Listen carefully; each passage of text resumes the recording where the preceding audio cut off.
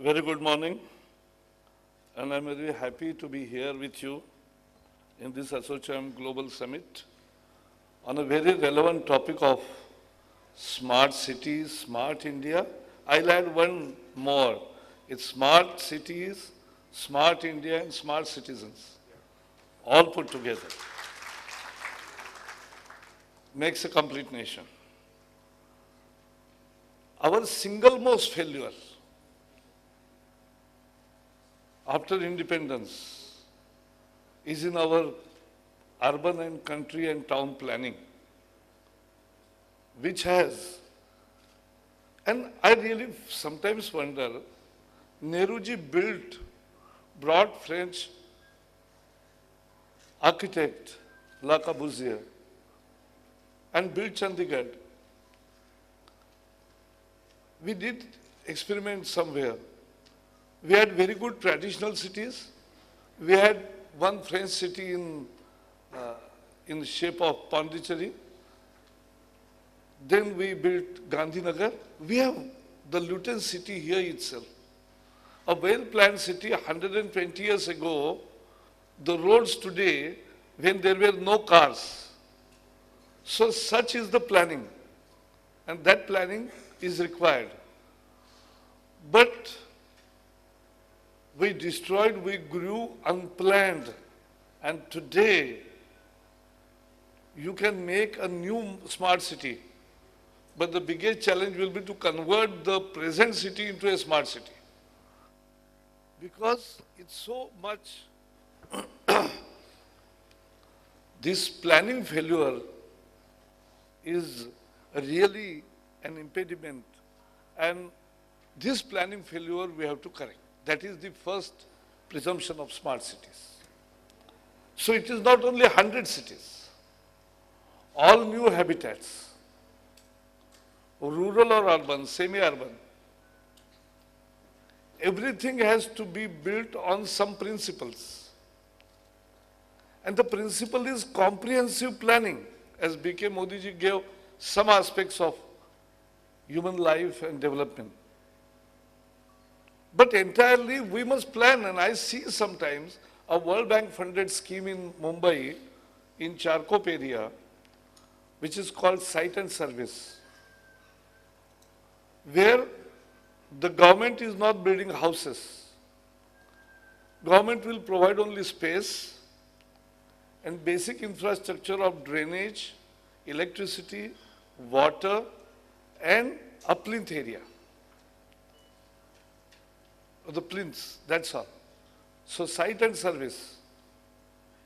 So when you have all modern services, minimum services of decent living, so you don't convert your cities into slums. But we have in last 70 years converted slums. Means we have converted cities into slums, actually. Now that's a big challenge. We fail to appreciate why people migrate, why urbanization is happening at a rapid pace. One reason is very clear, it's a economic compulsion, economic destitution, which drives people in search of jobs to the urban areas. And there is aspiration factor also. I always believe that what is the strength of our Prime Minister Narendra Modi? It is the aspiration of the poor people of this country is the strength of our Prime Minister. He is directly reaching to the poor. Despite what media says or what TV says or what newspapers cover, 17 crore people, 170 million people opened their bank's account in less than 7-8 months. That's a revolution. I was with bank, and immediately after nationalization. So 45 years, There were no real inclusive banking happened. This is the first year when in 7 or 8 months, more than 170 million people have opened their accounts. What does this show? More importantly, one more example. 120 million queued up in the bank to deposit rupees 12 to insure themselves in case of accident and buy accidental insurance. This is the first purchase of insurance scheme by poor people of the country. That was the great success. 120 million people queuing up to pay.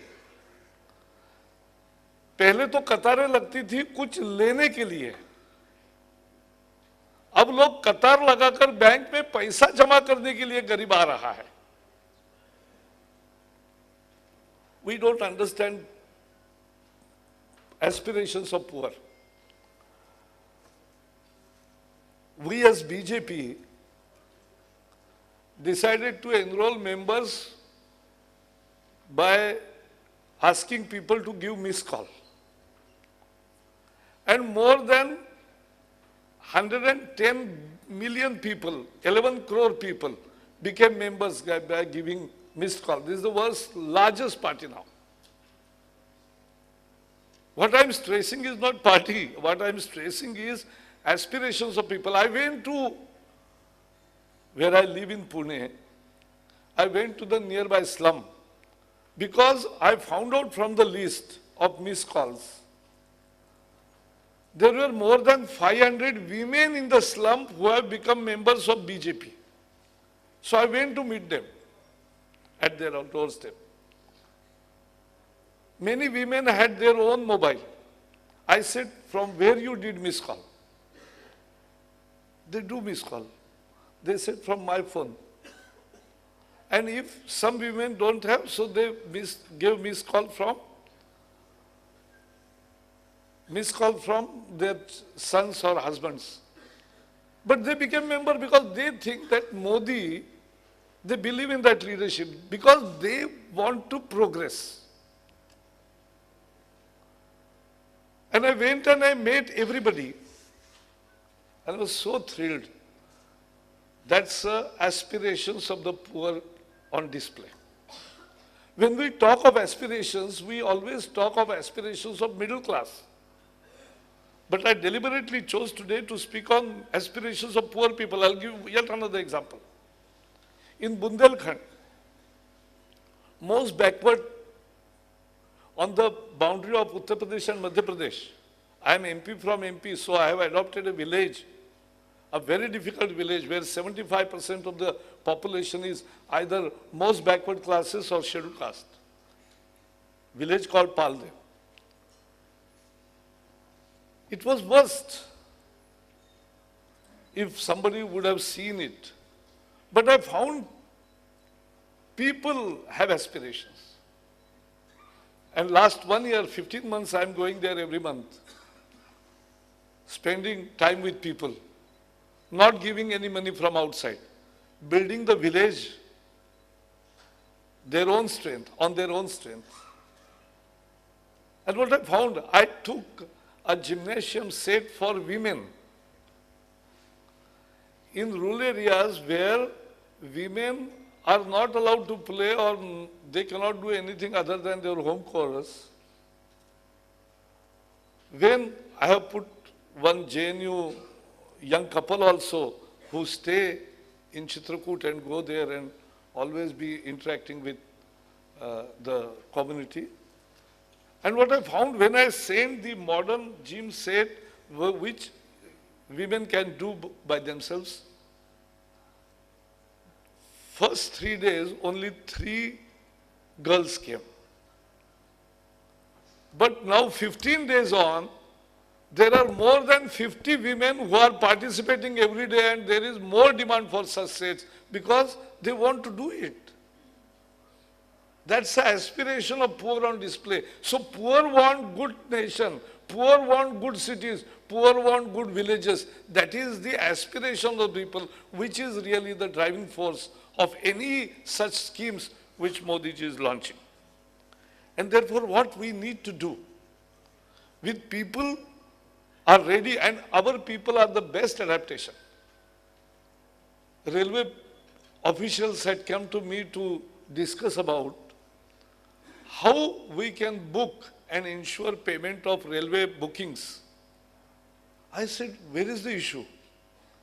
We have 100 crore phone, 1 billion phone, and people are recharging them by purchasing a card from pawn shop also, scratching, putting up number, and immediately their account is recharged.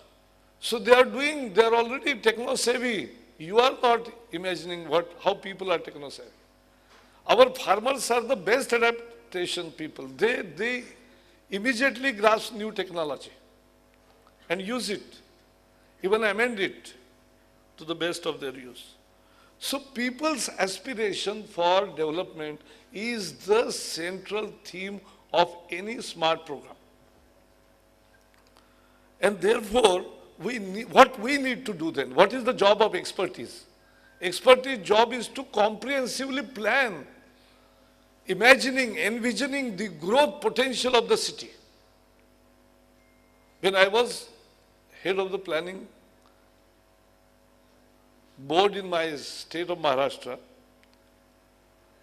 I visualized and we made a rule, but that also took 10 years to come into existence, that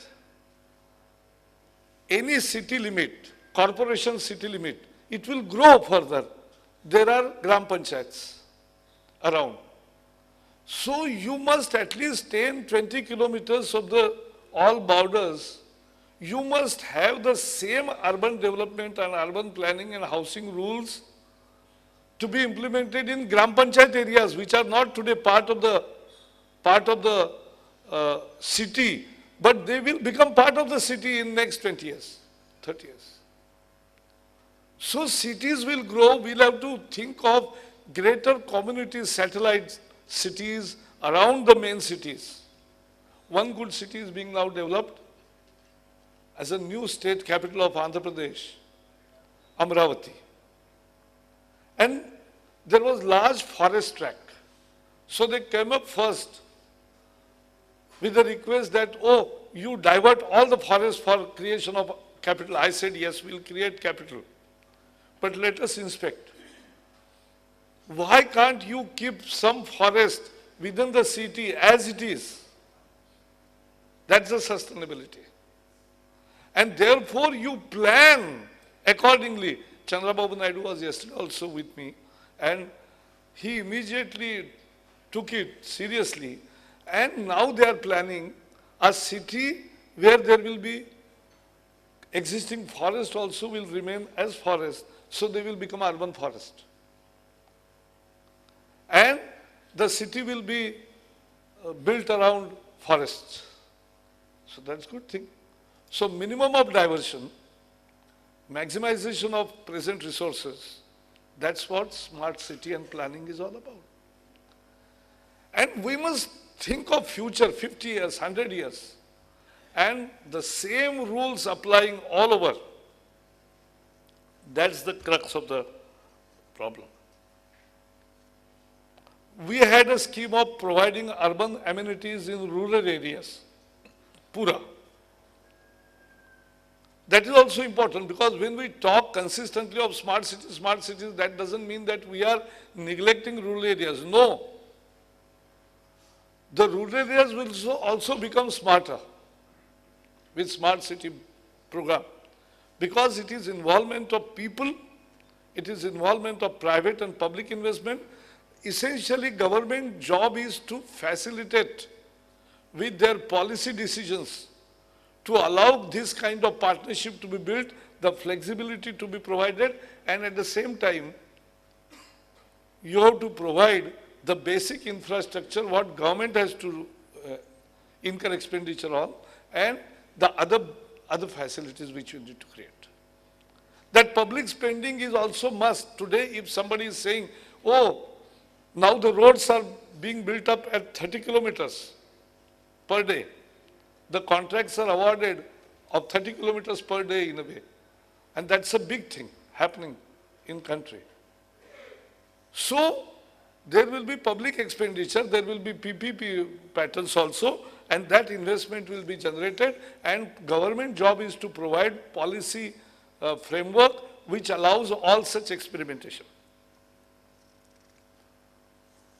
There is yet another example of sustainable development, and then I'll come to pollution. Delhi Metro is the classical example of leapfrogging on technology. Today, when Modi ji took French president in a metro to Gurgaon, they have seen by themselves. And I was accompanying him as minister in waiting, and he was so impressed. We have one of the world's best metro system today. And it has expanded fast. Since 2003, in last 12 years, we have now more than 200 plus stations. And when the first station was being built upon here, I know many NGOs came, oh, you don't cut trees, you don't cut trees. But what Metro did? Metro identified trees which can be replanted. So they took out and replanted it somewhere, and 90% of such replanted trees are alive. That's a big thing. And where cutting was necessary or replanting was impractical, they cut the trees, but they planted more than 3 to 5 trees per cut tree which was cut, and that has also grown in 12 years to a good extent. So there is more greenery, there is metro system, there are 200 stations, and you have both. That is called sustainable development. That is called sustainable development. But as I said, where we have failed is urban planning, town planning. We never thought of waste management. We never thought of pollution. We never thought of sewage treatment.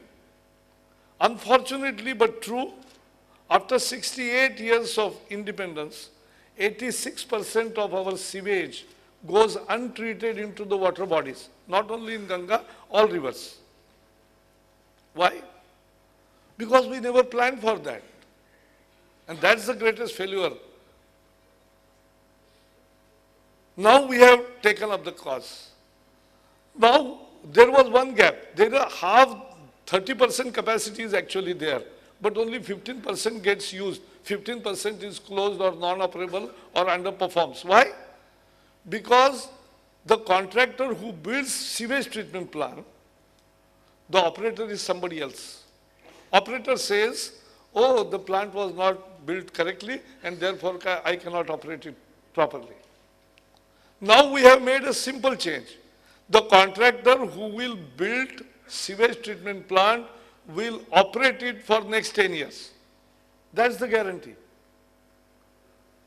To have the good infrastructure. And therefore, waste management rules.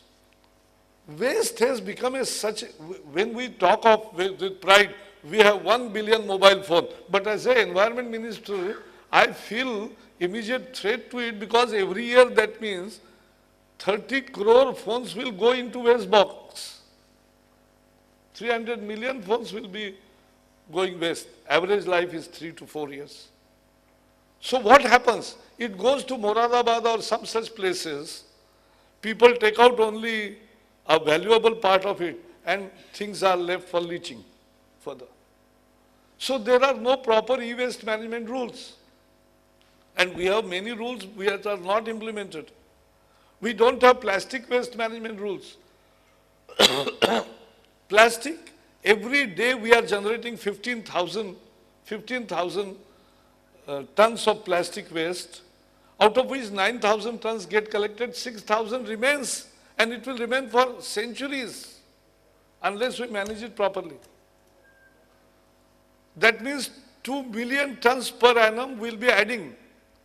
So I sometimes feel if we don't address these issues, we will have to give our address. वो जो plastic का बड़ा ढेर है ना, उसके पीछे हमारी बिल्डिंग है.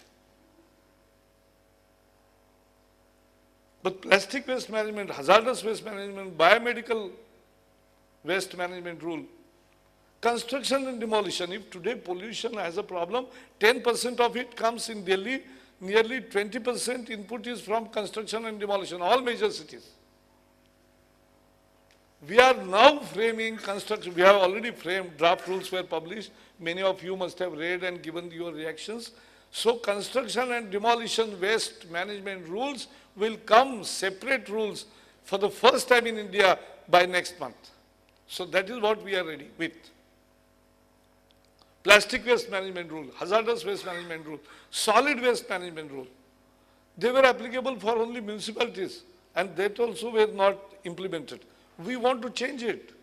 Unless we change all organs of governance and all aspects of our life, our cities won't become smart, our rural areas won't become smart, our citizens won't become smart.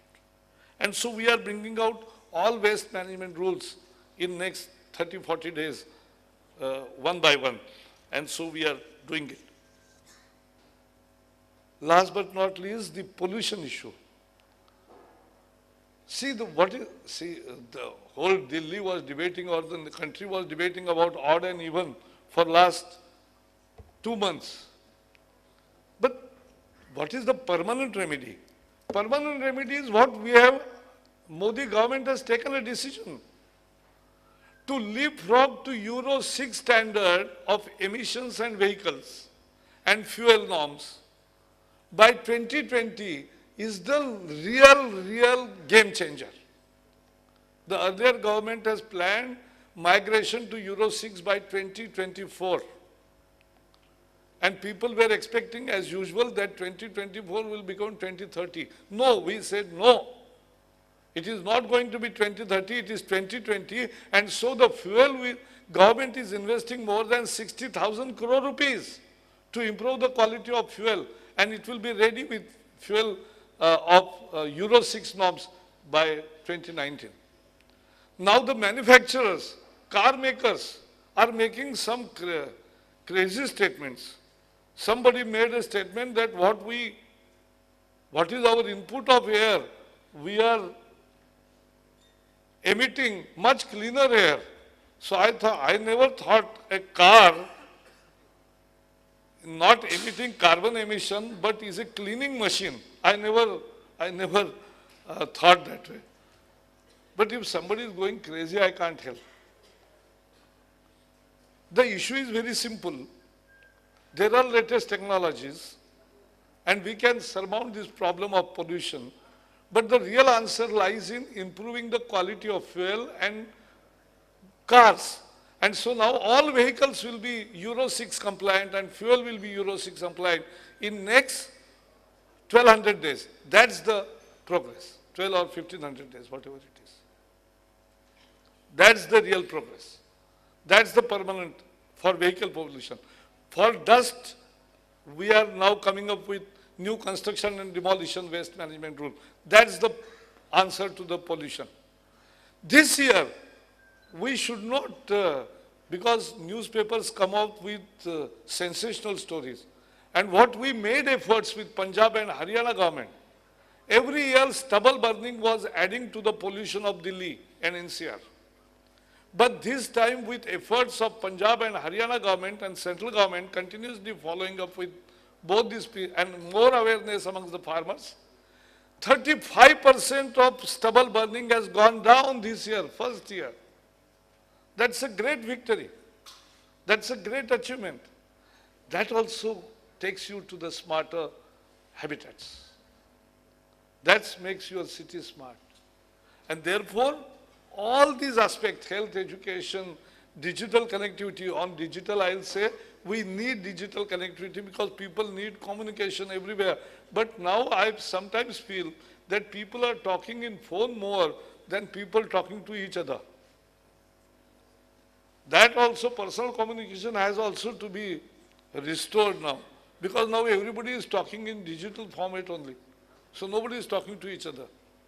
And therefore, this smart city is a sustainable city campaign. It's a rebuilding of India. Smart city is not building about urban India. It's building about rural, urban, whole India with a fresh outlook with people's participation, with private and public investment, and it will ensure that India grows to its real potential. Last fortnight, I was in Andaman for 3 days. As B.K. Modi was saying about Singapore, I can tell you, and I saw more than 100 islands. I landed on 9 islands.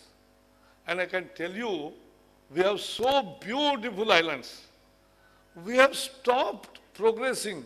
If we would have opened some islands, there wouldn't have been any Phuket, any Lakangi, anything like that. That's such a beauty and such a development potential of tourism, forestry, and fishery, and everything. Now we have decided island development, also a part of it. So it's all rebuilding our nation, and we are sure that in 10 years, we are going to make a real difference to our cities, to our rural areas, to our islands. That's the rebuilding of India under Narendra Modi. Thank you.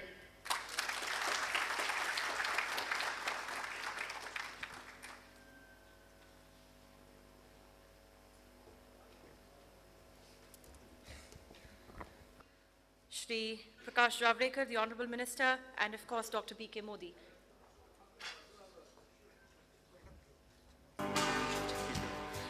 We are also having here with us Shri Rajesh Munnat, the Honorable Minister, Chhattisgarh Government. Can I request him also to join us on the stage for the release? Also with us, Ms. Preeti Malhotra, once again, Chairperson, Smart Cities India Forum, ASSOCHAM, and Executive Director, Smart Global Group. Now releasing the ASSOCHAM JLL knowledge paper.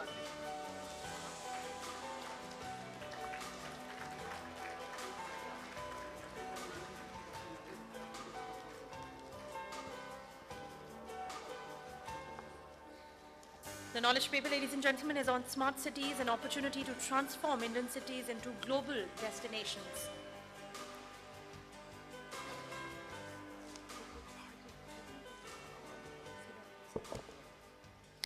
Can I request the ministers to kindly stay back, as we are now going to present the ASSOCHAM Excellence Awards, the moment we've all been waiting for. We have the distinguished dignitaries, sir. If you could also join us for the awards. He's one of the awardees. Oh. So we would now start the Excellence Award ceremony. Ladies and gentlemen, the award is being given in 7 categories. And the first category is the Outstanding Contribution to Low-Cost Housing. And I request you now to please put your hands together for Chhattisgarh Housing Board, who are the winners of this category.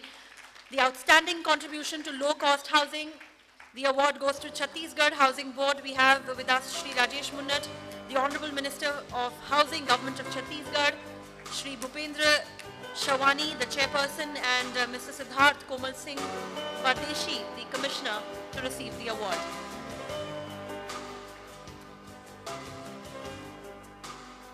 Moving on, next category is the Best Integrated Township in NCR.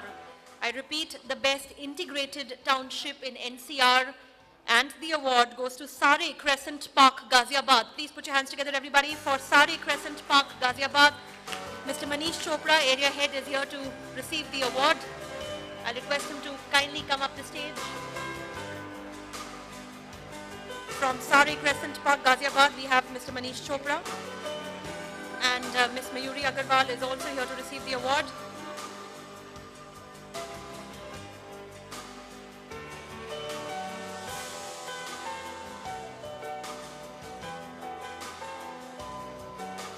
The next category is the Best Architectural Firm, and the award goes to Deepak Mehta and Associates. Everybody, a huge round of applause for Deepak Mehta and Associates, the winners of the Best Architectural Firm Award of the ASSOCHAM Excellence Award 2016. And Mr. Deepak Mehta is here to receive the award from Deepak Mehta and Associates, the winners of the Best Architectural Firm for today.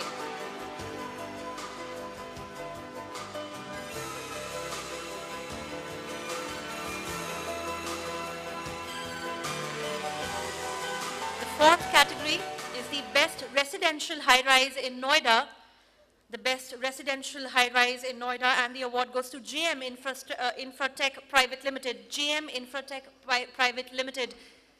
We have with us Mr. Rupesh Gupta, Director, and Mr. Alok Tiwari, also the Director of the firm, to receive the award for JM Infratech Private Limited.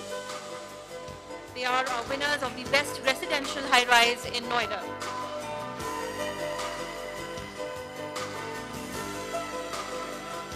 The next category is the Best Developer in Smart City of Ahmedabad, and the award goes to JMPC Built Line. Everybody, Mr. Jignesh Doshi, the CMD, is here to receive the award for JMPC Built Line, the winners of the Best Developer in Smart City of Ahmedabad.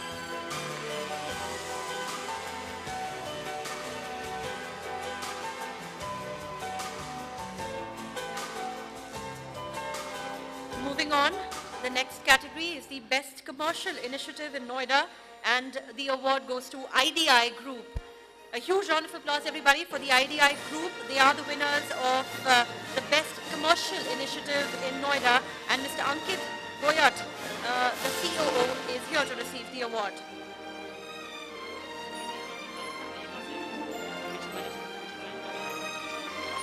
I'm sorry, Mr. Manish Garg, the Director, is here to receive the award. We are also joined by Mr. Satish Garg, the Advisor. Strategy is also here to receive the award. And now the final award for this award ceremony. It is the World Class Smart Medicity, and the award goes to Smart Health City, Saket, New Delhi. A huge round of applause for Smart Health City, Saket, New Delhi, who are our winners of the World Class Smart Medicity. Dr. Ashok Chaudhary, the CEO of Smart Health City, is here to receive the award.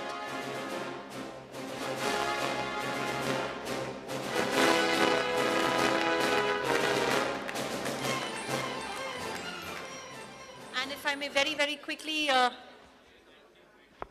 okay, we can have the group photograph later.